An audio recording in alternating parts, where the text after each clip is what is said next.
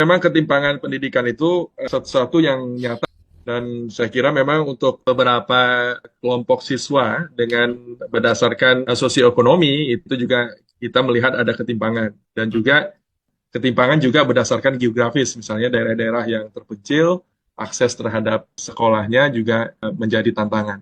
Tapi konsep daripada sekolah rakyat ini adalah sekolah yang sangat, kalau istilahnya Pak Presiden, sangat memuliakan kelompok yang Mhm. rentan, terutama dari background sosioekonomi yang relatif rendah ataupun orang miskin. Dan ini merupakan satu terobosan Pak, untuk memberikan akses terhadap layanan pendidikan yang berkualitas. Karena kita tahu bahwa pendidikan ini merupakan satu wasilah ataupun satu jalan yang sangat efektif untuk meningkatkan taraf hidup atau sering kita sebut dengan vertical mobility. Jadi artinya dari pendapatan rendah Ya.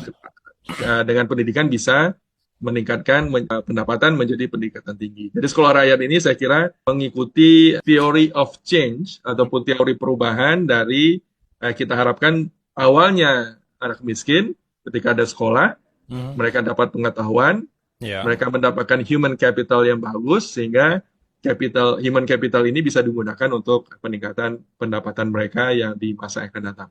Jadi Baik. ketimpangan pendidikan itu saya yakin bisa diperbaiki dengan program-program afirmasi seperti sekolah rakyat ini.